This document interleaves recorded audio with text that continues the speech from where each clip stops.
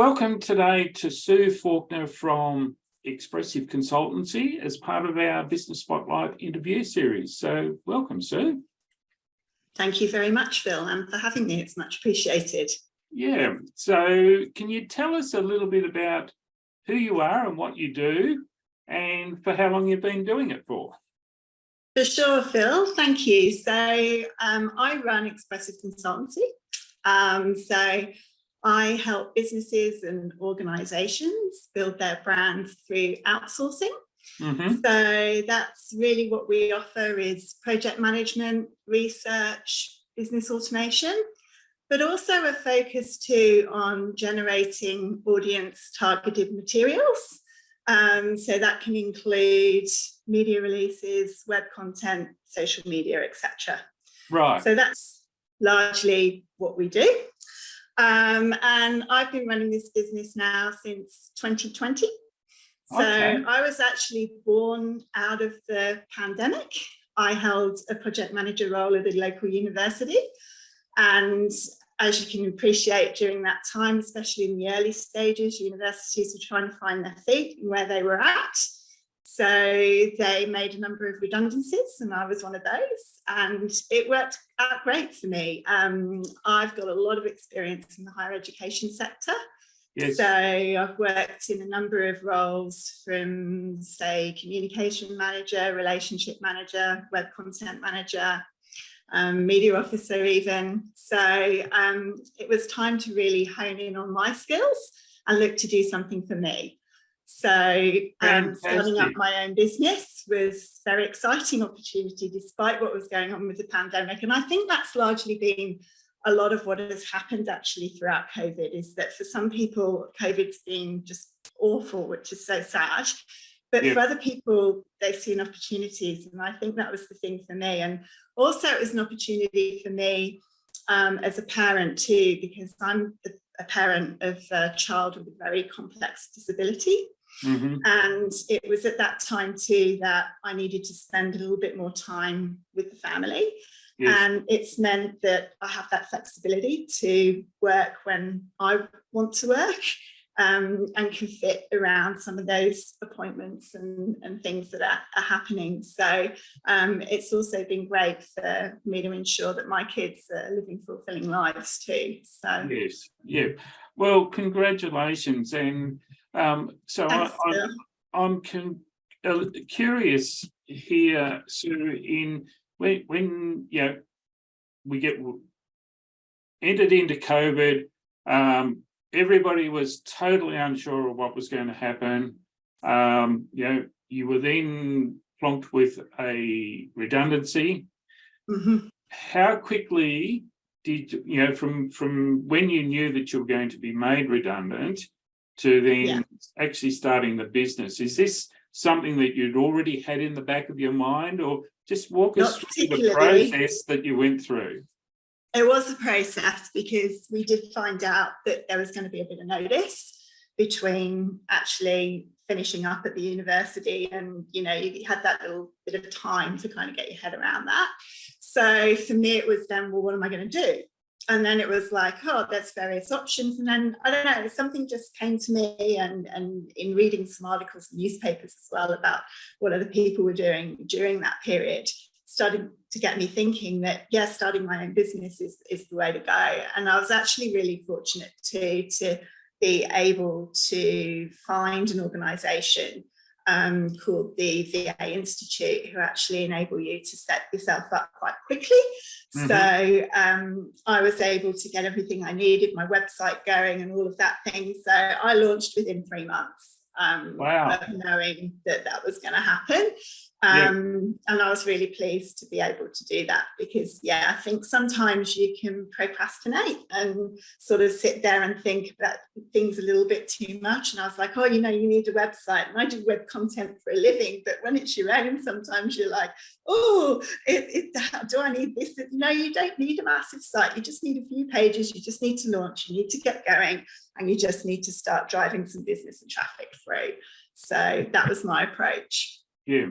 And so, you know, the idea, was it, of owning your own business, was that born from somewhere prior to even realising that the redundancy might happen? So, sorry, do you mean was the idea there already before the redundancy? That you'd love to work for yourself?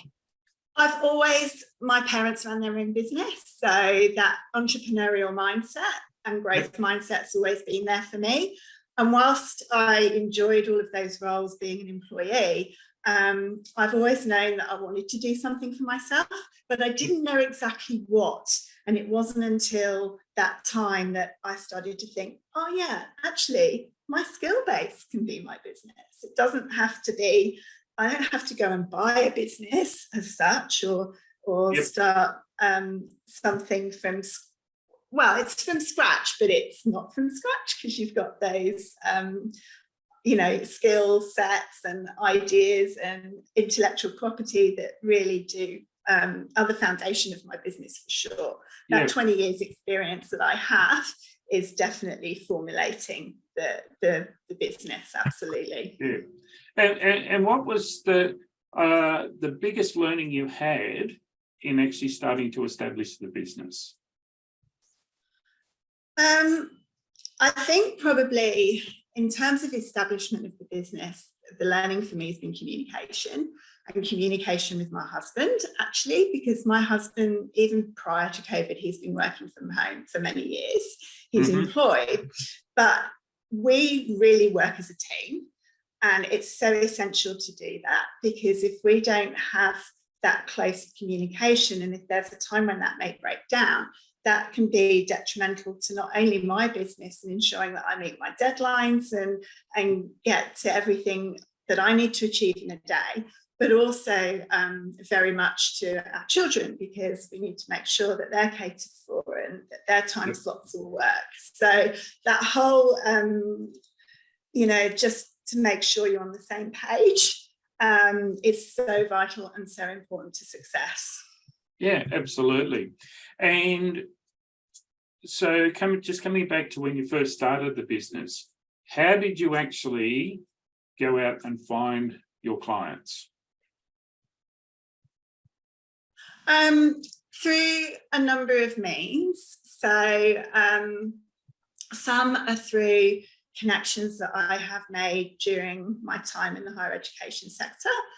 Others have been through the Chamber of Commerce, and others have been through the Virtual Assistant Institute, because they have a job lead section as well.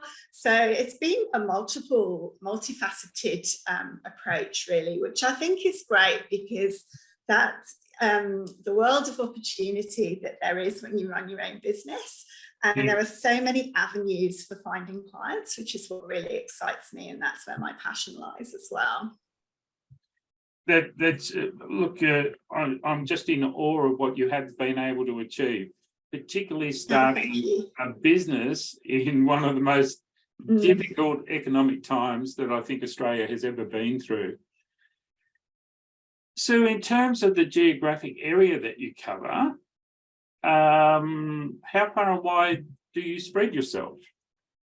Very, very far and wide, really, because obviously, like I work from home, so I work remotely. But it's something, working remotely is something I've done and have been used to even since 2006. Back then, I was working in a consultancy role for a university from the UK, but a university here in Australia. Oh, wow. So I've been very familiar to that whole, for some people, it's COVID that's brought that about, but that's certainly not been the situation for myself.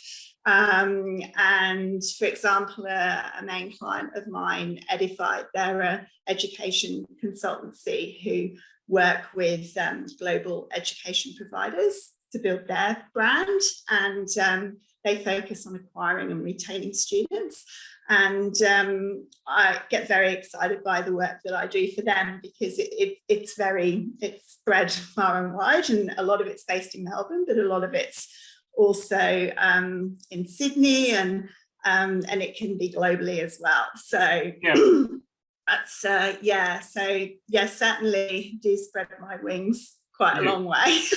And being English too, I'm very familiar as well. I think that's another thing, that I've got a lot of friends and family in England, so I'm used to that whole I guess really the time zones.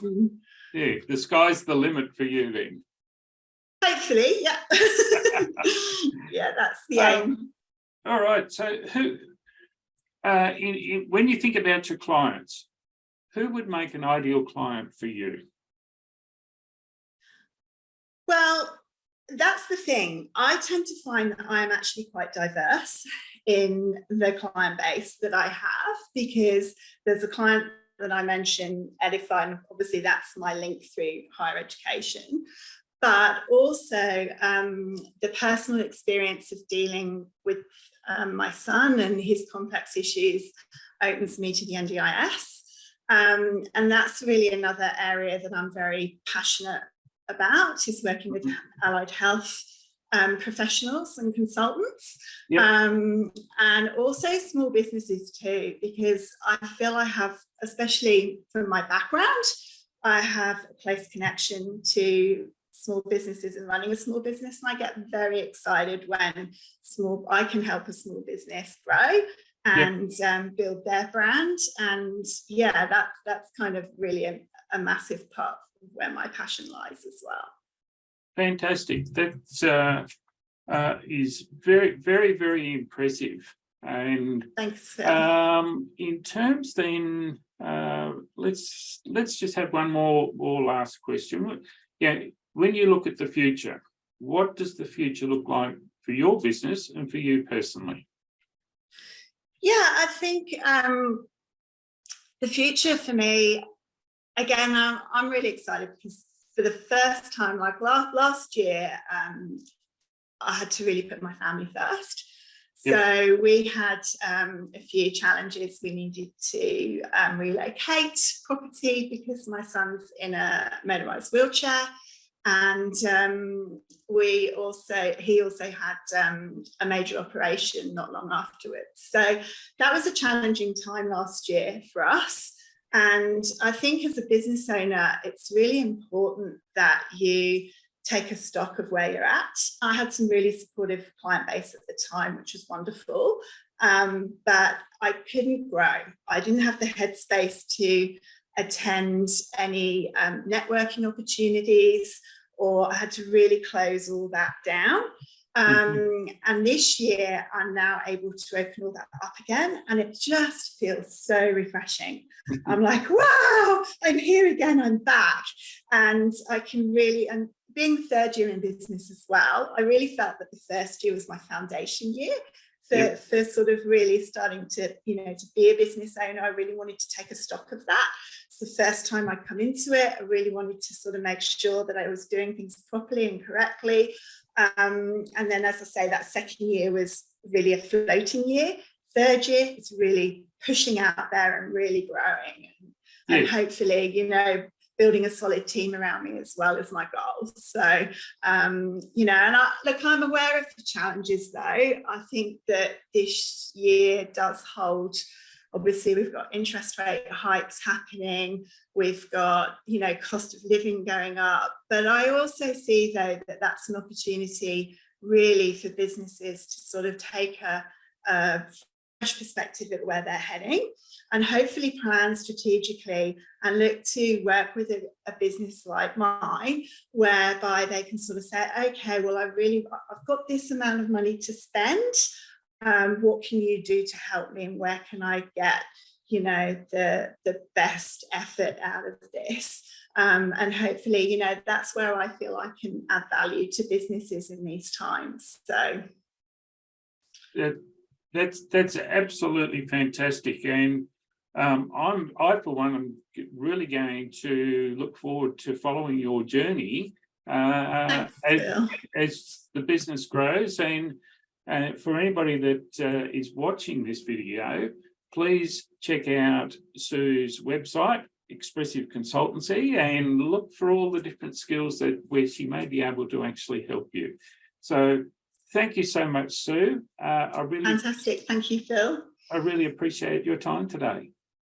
It's been a pleasure speaking with you, Phil. Thank you. Bye now. Bye.